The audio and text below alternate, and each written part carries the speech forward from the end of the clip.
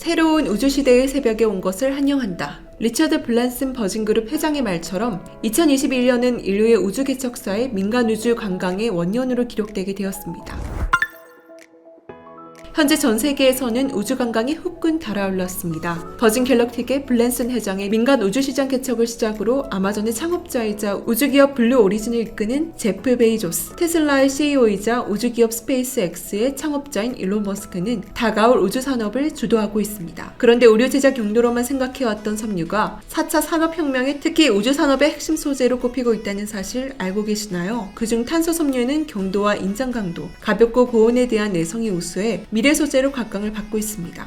철이 사용되는 모든 제품과 산업에 사용될 수 있어 자동차와 건축 등 산업 분야에서부터 우주 항공 등 첨단 미래 산업, 미사일과 전투기 등 국방 산업, 스포츠 레저 등 다양한 분야에서 사용되고 있죠. 가볍고 강도가 높은 탄소 섬유는 항공기, 자동차, 나중에는 우주선과 우주장비 등 적용돼 운송수산의 경량화를 가능하게 하고 연비 개선과 배기가스 감축 효과가 큰 친환경 소재입니다. 탄소 섬유를 활용한 기술 개발 여지도 많이 남아있어 그 발전 가능성이 매우 크기에 전 세계에서 탄소 섬유 산업에 뛰어들고 있습니다. 세계 각국에서는 이런 탄소 섬유의 고성능 고기능의 활용성을 인지하고 이를 활용한 연구 및 개발을 활발히 진행하고 있습니다. 그중 일본은 가장 오래전부터 정책적으로 탄소 섬유 연구 개발을 진행해 왔습니다. 탄소 섬유의 무한한 가능성을 먼저 깨달은 일본은 탄소 클러스터를 조성해 자동차용 탄소 복합 소재 개발에 중점을 두고 있으며 지역 및 대학교의 연구기관에서도 연구활동 및 산업 육성을 지원해주고 있죠. 따라서 일본은 탄소 섬유 시장에서도 우위를 차지하고 있는데요. 2019년 아베의 수출 규제 당시 일본이 한국의 반도체 핵심 소재만을 규제한 것이 아니었습니다. 많은 사람들이 반도체 산업만 타격을 입은 것으로 알고 있으나 실제로 일본 정부는 한국의 탄소 섬유까지 수출 규제 품목에 포함시켰습니다. 당시 일본 방송 NHK는 일본 정부가 반도체 원재료 등에 대한 수출 규제를 내놓은 지 일주일을 맞은 가운데 한국 정부의 개선을 위한 움직임이 없으면 규제 강화의 대상을 다른 품목까지 확대할 수밖에 없다. 일본 정부는 한국 측의 대응을 신중하게 지켜볼 방침이라고 보도했습니다. 한국 정부는 당연히 강제징용 배상 판결 및 WTO 소송을 이어나갔고 이에 당시 집권하고 있던 아베 신조 일본 총리는 앞서 후지 TV에 출연해 한국이 나라와 나라의 약속을 지키지 않는다는 게 명확해졌다. 무역 관리에서도 그럴 것이라고 생각하는 건 당연하지 않느냐. 한국이 이야기를 하는 것을 신뢰할 수 없어 수출 규제 강화 조치를 취했다고 설명하였습니다. 2년이 지난 지금 현재 반도체는 어떻게 되었나요? 핵심 소재 국산화에 성공하고 일본 기업과의 거래가 끊겨 일본 기업만 손실을 보았습니다. 그렇다면 탄소 섬유 산업은 어떻게 되었을까요? 우주 발사체와 유도 무기 체계 추진기관의 핵심 요소를 수 있는 내열 재료와 전량 수입에 의존하던 TAC 필름과 탄소 섬유를 국내가 아닌 세계 최초 개발 성공하였다고 합니다. 국방과학연구소에서 섭씨 3000도의 높은 온도를 버틸 수 있는 최첨단 탄소 섬유를 개발하는 데 성공하며 전 세계 주목을 받고 있습니다. 제철소에서 철강 제품을 만들 때 흔히 보는 샘물의 온도가 섭씨 1500도 가량이니까 샘물보다 2배나 높은 온도에서도 견딜 수 있는 엄청난 섬유인데요. 이것을 탄생시킨 주인공이 1970년에 설립된 대한민국의 국방과학연구소입니다. 국방과학연구소는 7월 27일 세계 최초로 우주 발사체에 적용 가능한 리오셀계 탄소 섬유를 개발하는 데 성공했다는 소식을 전했습니다. 리오셀계 탄소 섬유는 목재 펄프 기반의 셀룰로스계 섬유를 탄화 처리해 개발한 결과물입니다. 나무로 만들었기에 화학물질 또한 사용하지 않아 인체에 무해한 친환경 섬유인데다 땅에 묻으면 생분해되는 환경 친화적인 소재이기도 합니다. 리오셀계 섬유를 의료업계가 아닌 국방과학연구소에서 주목하는 이유는 이 섬유가 우주 발사체나 유도무기와 같은 우주산업 및 방위산업에서 핵심 첨단 소재로 쓰일 수 있기 때문입니다. 우리나라는 지난 2021년 3월 독자 개발한 한국형 발사체 누리호 종합연구시험에서 성공한 바 있습니다. 뿐만 아니라 우리나라 차세대 중형위성 1호가 3월에 발사되어 우주 위를 나는 모습이 공개되어 감명을 주었죠. 그리고 한국 항공우주산업이 일론 머스크가 설립한 미국 우주개발 기업 스페이스X와 협력해 차세대 중형위성을 발사하기로 했다고 합니다. KAI는 내년 초 차세대 중형위성 2호를 발사할 예정이라고 합니다. 이로써 대한민국은 전 세계 단 7개뿐인 독자적인 로켓 발사체 기술을 보유한 국가가 될 수 있었는데요. 이제 우리는 머지않은 항공우주시대의 자력으로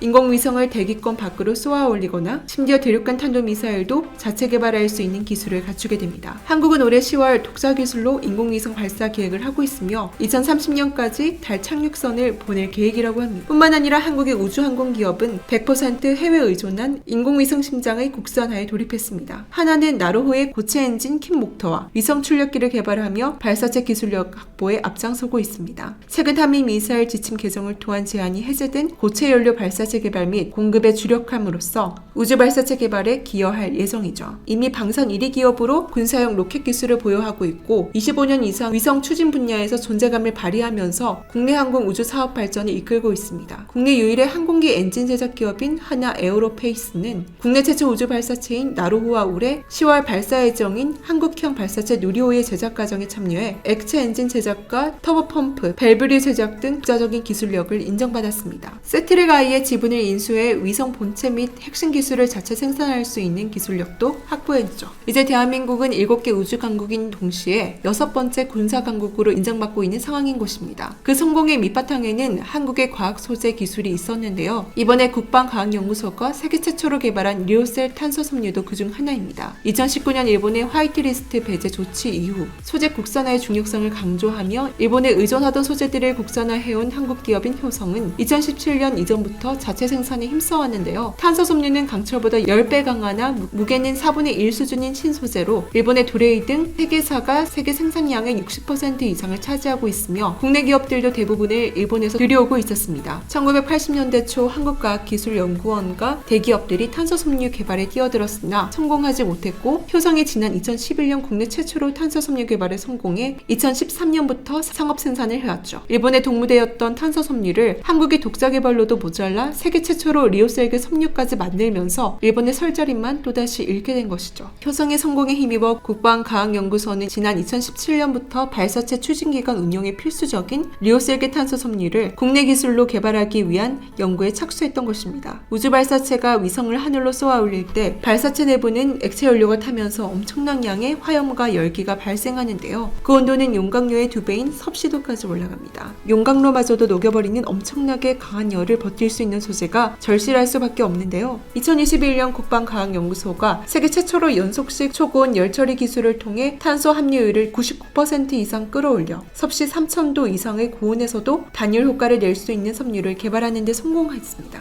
이를 통해 대한민국의 우주개발 산업과 방위산업의 경쟁력, 그 기술력을 뒷받침한 섬유 소재 기술력과 함께 대한민국 소재 산업의 위상 또한 높아지게 된 것입니다.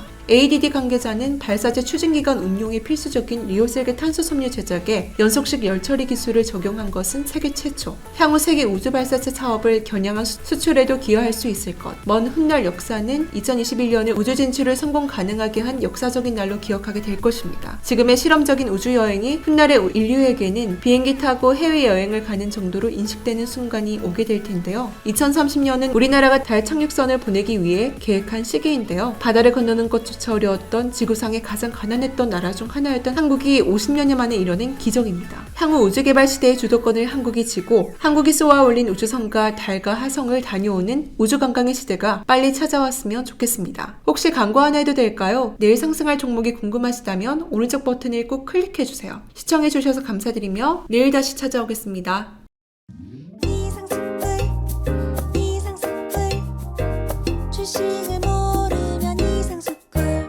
주식 모르니? 이상스쿨